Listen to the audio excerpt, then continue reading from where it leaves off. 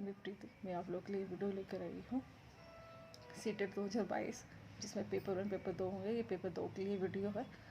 Paper 2 में भी इस चाइल्ड डेवलपमेंट पेडागोगी होते हैं, हिंदी, इंग्लिश और सोशल साइंस होता है। तो ये मेरा वीडियो सोशल साइंस के लिए है।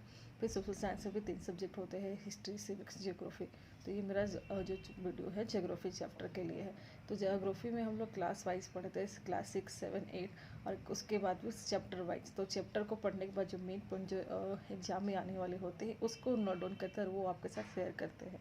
ठीक है, तो अगर अच्छे से आप पढ़ेंगे तो इसमें आप अच्छा स्कोर कर सकते हैं। जैसे कि आप जानते हैं कि सोशल साइंस 60 नंबर का आता है, और अगर आप हिस्ट्री, सिविक, ज्योग्राफी को अच्छे से डिटेल्स में पढ़ेंगे तो इसमें आप अच्छा स्कोर कर सकते हैं।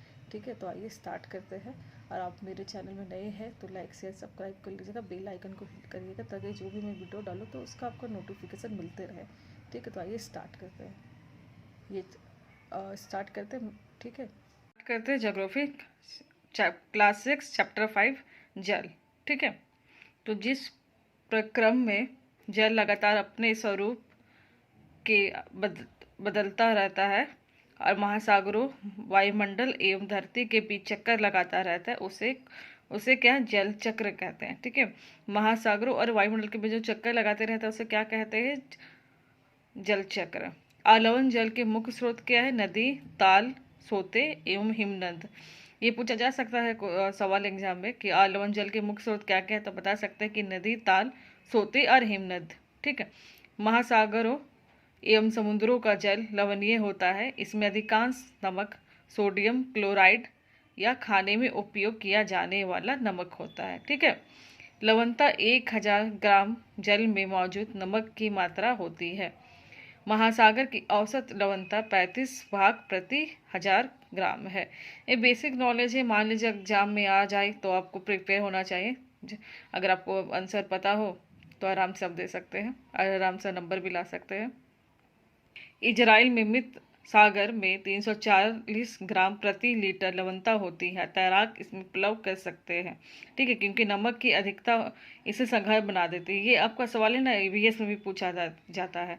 और इजराइल में क्या है? मृत सागर है, वहाँ पे कोई भी इंसान डूब के मर नहीं सकता, क्योंकि वहाँ पे लवण जो होती है, लवणता बहुत होती है। ठीक है, तो उसमें कोई भी इंसान डूब के मर नहीं सकता, और उसमें आराम से वो तैरते रहेगा, वो ऊपर ही रहेगा। ठीक है, तो क्या है ये आपका ईवीएस में भी पूछा जाता है। क्यों ऐसा है? क्योंकि वहाँ पे लवणता बहुत अधिक होती है।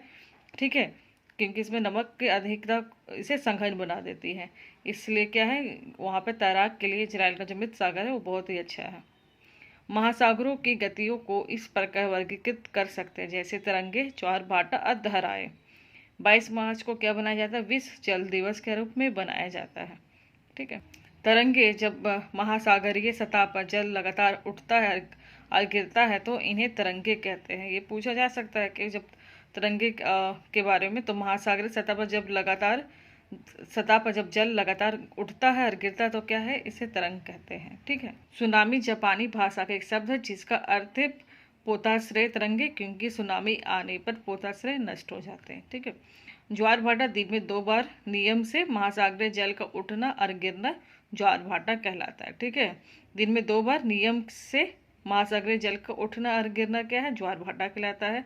जब जल अपने न्यूनतम स्तर तक आ जाता है एवं तट से पीछे चला जाता है तो उसे हम भाटा कहते हैं। सूर्य चंद्रमा के शक्तिशाली गुरुत्व आकर्षण बल के कारण पृथ्वी की सतह पर ज्वार भाटा आते हैं। ठीक है, पूर्णिमा एवं अमावस्या के दिनों में सूर्य, चंद्रमा और पृथ्वी तीनों एक सीधे में होते हैं। ठीक है, और एक समय सबसे ऊंचे ज्वार उठते हैं, इस ज्वार को वृहद ज्वार कहते हैं। ये सब जानकारी होनी चाहिए। ठीक है, महासागरीय धाराएं निश्चित दिशा में महासागरीय सतह पर नियमित रूप से बहने वाले जल की धाराएं होती है। महासागरीय धाराएं गर्म और ठंडी हो सकती है। ठीक है, सामान्यतया गर्म महासागरीय धाराएं भूमध्य रेखा के निकट उत्पन्न होती है और ध्रुवों की ओर प्रवाहित होती है। ठंडी धाराएं ध्रुवों या उच्च अक्षांशों से उष्णकटिबंधीय या निम्न अक्षांशों की ओर प्रवाहित होती है। फिर लेब्राडोर महासागर धाराएं क्या? शीत जल धाराएं होती हैं। ये एग्जाम में पूछा जा सकता है कि लेब्राडोर कौन सी धाराएं, तो आप बता सकते हैं शीत जल धाराएं है। गल्फ स्ट्रीम क्या है? गर्म जलधाराएं। ये एग्जाम से रिलेटेड क्वेश्चन है कि लेब्राडोर कौन सी जलधाराएं हैं और गल्फ स्ट्रीम कौन सी। तो लेब्राडोर याद रखें कि शीत जलधाराएं हैं और गल्फ स्ट्रीम क्या है? गर्म धाराएं हैं, गर्म जलधाराएं। ठीक है, ठीक है। जिस स्थान पर गर्म शीत जलधाराएं मिलती है वह स्थान विश्व भर में सर्वोत्तम मत्स्य क्षेत्र माना जाता है। यानी कि जिस स्थान पर गर्म शीत जलधाराएं मिलती है वो स्थान क्या है? मछली पालन के लिए सबसे उपयुक्त स्थित जगह है। ठीक है। और जापान के आसपास और उत्तर अमेरिका के पूर्वी तट इसके कुछ उदाहरण हैं। ये भी पूछा जा सकता है कि मछली पालन के सर्वश्रेष्ठ स्थान कहाँ है, तो बता सकते हैं कि जापान के आसपास और उत्तर अमेरिका के पूर्वी तट इसके कुछ उदाहरण हैं। क्या चीज़ के लिए? मछली पालन के लिए, मत्स्य पालन के लिए। जहाँ गर्म ठंडी जलधाराएं मिलती है वह कुहरे वाला मौसम बनता है और इसके फलस्वरूप नौचालन में बाधा उत्पन्न होती है। ठीक है। जहाँ गर्म ठंडी जलधाराएं होगी तो आपको उसमें आपका कुहासा और कुहरे वाला मौसम बनता ही है और उस जगह पे हम लोग क्या है? नौचालन में बाधा यानी कि संचालन में बाधा उत्पन्न होती है। ठीक है। तो आज के लिए इतना ही।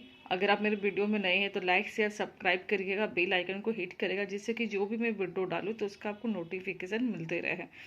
ठीक है। तो ये आज के लिए है ज्योग्राफी चैप्टर आपका 5 है, क्लास 7 का।